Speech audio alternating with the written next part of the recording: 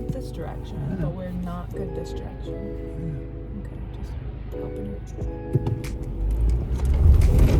Jesus Christ. Whee! Fun? Very, very fun. This case here, this car's 160,000 miles, and it is 10 years old. So again, this is kind of like the new face of a shitbox BMW. Everyone's so caught up with the, E36, E46 craze. What was that again? I'm making fun of Mr. Addicted Motors. What are we gonna do? Oh, we're going down Cape Charles here. Oh, sorry. Howdy. Welcome to Addicted Motors. We are going to Cape Charles. This is our first big adventure here in this BMW. We're gonna see how good of gas mileage it gets. Can we make it there and back on one tank? I don't know. We'll find out. Stay tuned. And cut.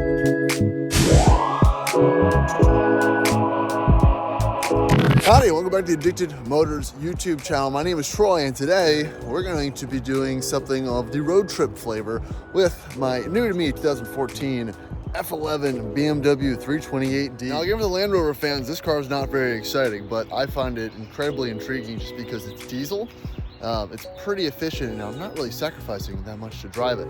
We just achieved around 450 miles to 13 gallons of diesel in the course of 3 weeks in city daily driving, which I found very impressive. But today, we're taking on a road trip from Richmond to Cape Charles, Virginia. It's about 2.5 hours, maybe 200 miles-ish. It's not too far, but I want to see what kind of MPG we can achieve on the highway, because I really haven't driven this car on the highway. I literally just bought it to kind of replace, unfortunately, the Jag as a secondary kind of efficient daily driver, since all my cars are big V8 supercharged things, and I wanted to try something a little bit different that I'm not really sacrificing the driving experience for a little bit of MPG action. I see this car as an appliance, but it's a good alternative to a Kia or a Hyundai or an Accord in that sense, which, all those cars are fine, but, I do have another matching E36 over there, so it's trying to keep things a little bit on brand. And the car is delightful. I mean, it's an odd way to go about describing something, but when something is just kind of efficient and seems well maintained and taken care of, then hey, that's definitely a win. So it's also a car that I bought that I've had to do nothing to. Again, that's kind of the allure of buying a one-owner car, especially a car that somebody drove. It wasn't just their third car, and yeah, that's really kind of put to the test here because maintenance is up to date. I'm going to change the oil just because the oil duration on these is like 15,000 miles. I'm going to just change it before that just so I have a peace of mind. But other than that, it needs absolutely nothing, at least that I'm aware of.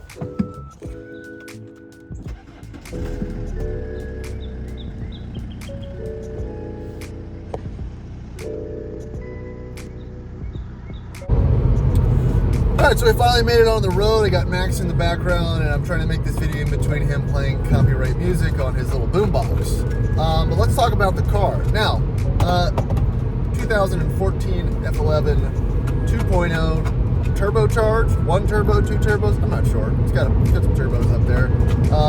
Puts out decent power, so I'm averaging at 75 miles an hour, 46 miles per gallon. Again, it's the first time I've done any type of highway drive or long-term travel.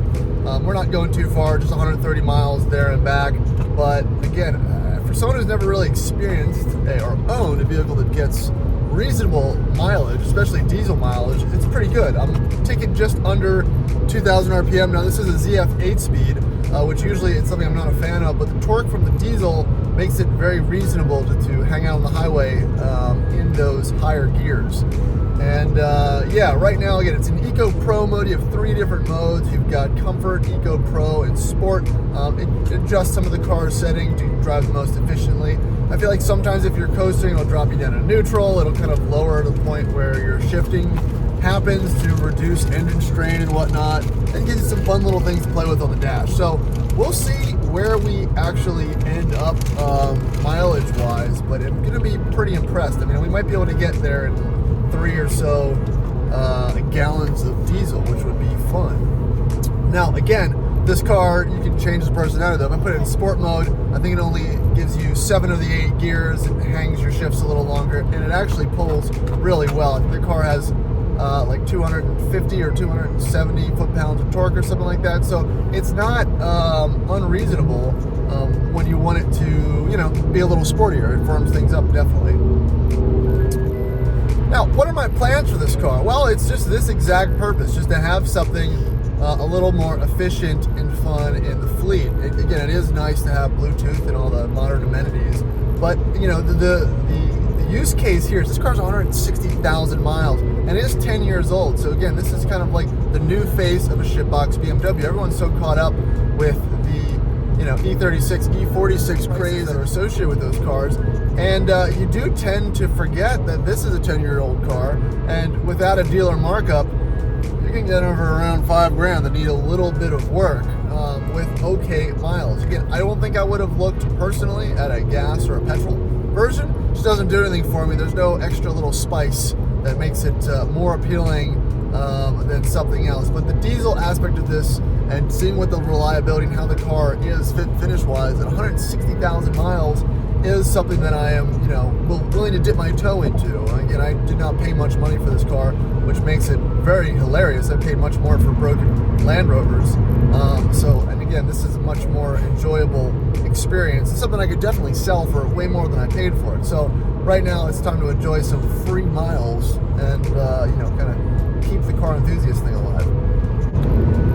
All right, so I bumped the speed up a little bit, and in doing so, lost a couple mpg, but we're still sitting around 46.5 mpg at 80 miles an hour and heading south. So, you know, it's interesting to see how your speed variance. I mean, there's no wind noise or anything in the car. The car is very stable at speed. It has the smaller wheels and the cushier suspension, so it doesn't feel like anything is tight or out of place. But again, it's like, you know, changes the ultimate driving machine dynamics to the ultimate cruising machine, which is exactly what I'm looking for. But right now, it's also projecting around 600 miles of range. I've already done 100 miles. About 85 of those are done in the city. And, you know, right now, projecting on the highway, it's around 500 or 510. So that would have given me over 600 if I'd started the journey on the highway, which was pretty impressive, and what this car kind of advertised from the factory. I think they kind of underestimated, which is something manufacturers do a lot. This car also had a recall completed to, I think, the EGR system, so that happened recently. I don't know if that's some type of prequel to a BMW related Dieselgate, but we'll find out once they get a report in the news eventually. So who knows, it might have potentially gotten better MPG before that happened.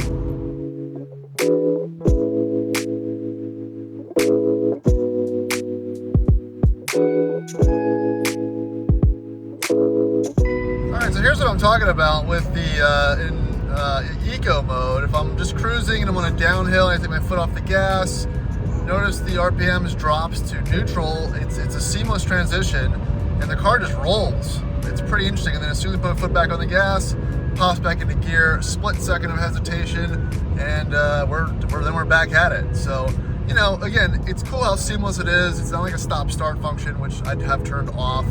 And it probably does nothing, but it's something you kind of notice, and I'm sure it adds a little tiny bit of anti-friction to your rolling resistance, whatever.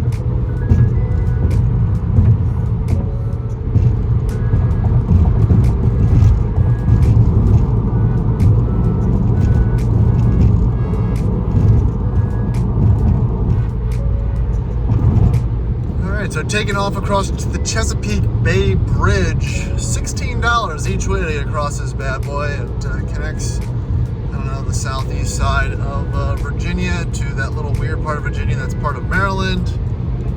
Pretty view, but man, I'm gonna spend more on tolls here than I am on gas. Good morning. So Mike's got some blueberries. We're cruising on the Bay Bridge. Some more observations about the car, right? So when it does that neutral coast, again, it's very odd for me because I'm used to when a transmission pops into neutral, that means it's broken and the car no longer moves and I've lost all gears. It's happened a few times. So when it does it on purpose, it's quite surprising. But man, this thing rolls very nicely when it does. But again, this is a new era of a shitbox road trip. Again, I'm in a $3,500 car. It's quiet, comfortable, climate controlled. There's Bluetooth. We're getting 50 miles per gallon. It has very good power. It feels sporty when it wants to. And everyone's happy. It just literally blends in. It's a gold-based model BMW. And there is something to be said about that. Like I said, we're not going to go rescue a smashed up Range Rover or do any type of speed runs there. But to have the duality, be able to go speedy, efficiently, comfortably, and also get like pretty good gas mileage when you're just trying to get somewhere. This is not an event. This is not a race. Is pretty cool. Like, so we're about less than a quarter tank. We've done around 170 miles, averaging 48 miles per gallon.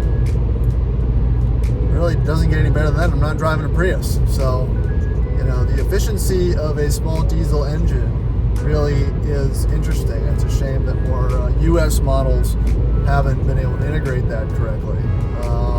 You know, the issues that they've had with the different cheating things are a shame, but the world has bigger problems than a truck that gets a little bit better or has a little more power.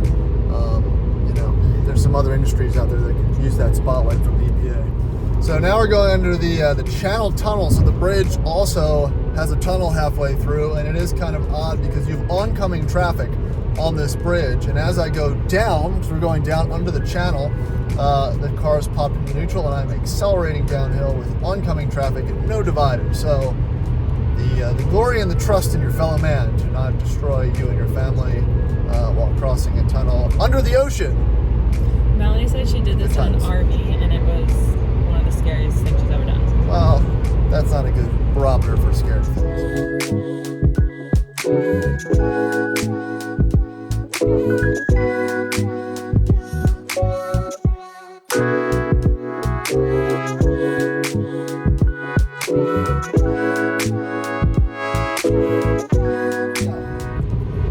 Troy just turned the camera on me and instructed me to give a BMW review.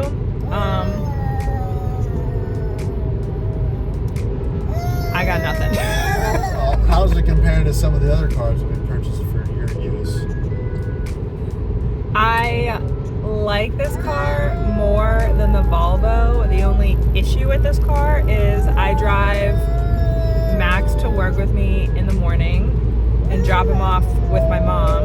And some days I also take Frank to work with me. And when they're both in the back seat together like this with no divider, like the Volvo has, Frank gets tormented by Max. That's not a good comparison. This is a good comparison. There's nothing about the car, how it performs. It's a stressful driving feels. experience on my way to work in the BMW because of the lack of space for the separation for the dog and the baby. Nothing else? The seats are comfortable. For a tall person, it's annoying to put a baby in and out of the car seat like 8 times a day. The fuel mileage is pretty good. It's a good drive to Midlothian car every day. Bluetooth is fun. It doesn't always work. That's a little annoying. I got to teach Troy how to use the cruise control. I think that's the first time I ever taught him how to do anything in a car. That was exciting. Big moment. That's all I got. And that's Cindy's car review channel. We'll be starting the new channel soon with some riveting updates. So we can conclude Cindy's review. She says it's a car, you get in, you open the key, you press the pedal, and it drives. Which, guess what? Most of my other cars can't be said because they require a little more, you know, a little more of a feel and touch and check and feel and smell and sniff and, you know, the whole experience. Which, you know, there's not many cars that I own that I can just lend out to people. Like, oh, need a car, my parents come down, this or that. Like, yeah, don't worry about it. You don't have to pop the hood and wiggle the battery cable or check the oil every time you drive it. So in that sense, it's also nice to have. The other sense is, again, this car has 160,000 miles. 100 of those 1,000 miles were put on in 1 year. So everything should be, again, maybe a little looser, a little more worn in, but it's still not as old as, you know, an older car with that mileage on. So the idea of a newer car with more, you know, highway miles is little more appealing, I think, than maybe like a low mileage city car or something like that. So it's always kind of interesting to feel how those different dynamics of previous ownership play into things. All right, so we're pulling into the little coastal town of Cape Charles, Virginia. Uh-oh, is right, Max. And kind of a little known, but became more popular during COVID as people sought out less populated destination spots during the COVID time. And now it's become, it's made its place on the map. So never been down here before. And, over $30 of tunnel tolls later, we've made it. And only used a quarter tank of diesel. So we're going to check the little town out and try to find some food. But I'm trying to get some shots and get an idea of what the place is about. So this isn't a travel channel, but it is fun to have a destination when you do tests like this. Good job, buddy. You're like a little stick.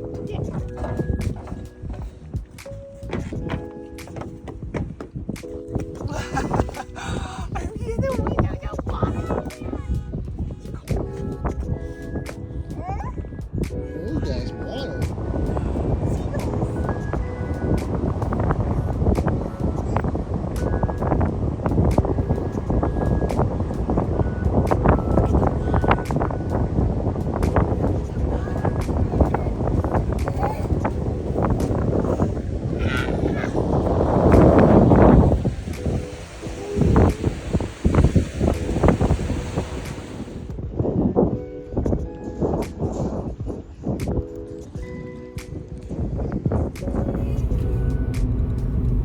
So we're going to put it into sport mode, and I'm going to merge into traffic safely. Ooh, a Tonga Green LR3 with a roof thing. Nice.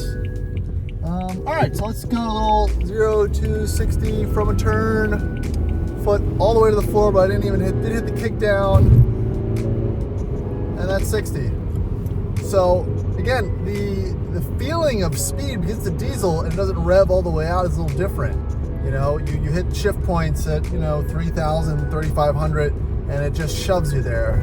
It's just a different type of feeling of power and speed. So again, you can turn it on and off. That's what makes it fun. And we'll drop back in Eco Pro, and RPMs are going to drop, and we'll continue on our little miles per gallon journey. Right, Max? Like that croissant? Yeah, buddy. That big croissant. Distraction, but we're not good distraction. Okay, just helping.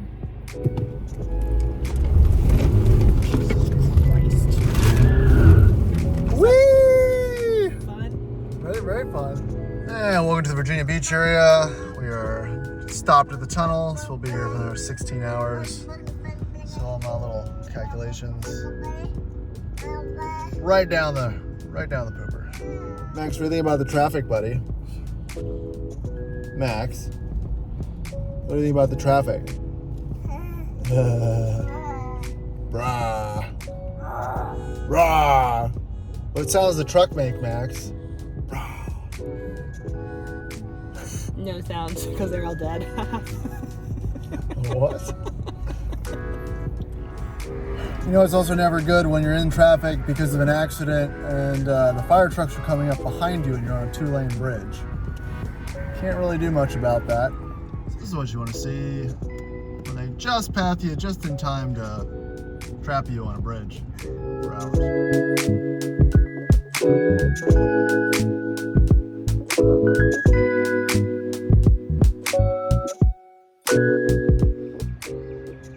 So that's gonna be it for this video. For the trip we did yesterday, at least on that tank of fuel, we did about 350 miles, a little less than half a tank when we got back to Richmond. It's still showing 338 miles range, so that's over like 680 total miles of projected range on that little BMW. So again, not the most riveting content in the world, but it is cool, and I like to try to spread a little bit of awareness about efficient, I'm not against hybrids or electric, but it's a nice little petrol car, which most people in Europe get to enjoy, but we don't really, as a US market, really embrace efficient diesel engines. So again, it's rear wheel drive, it's a fun little car. The alternatives for that is kind of like the TDI Passats and Jettas that became infamous in the early, you know, 2013, 14 with Dieselgate kind of stuff for Volkswagen. And I'm sure BMW might be affected in some form or fashion, but you know, it's a neat little car. It's, you know, F11, 2-liter, 328D. Yeah, if you can find one, grab one up. Again, those kind of trips that we just took are really good for the DPF and whatnot. It really helps clean out anything that might have built up from taking short trips. The cars like longer trips, like, you know, get all the way warmed up like most cars, and you know, gonna blow out all the bad stuff. So that's gonna be it for today's video. I'm pretty impressed with the purchase still. Please like and subscribe. It's gonna be a long-term car, so it'll be around. So catch you in the next video. Thank you.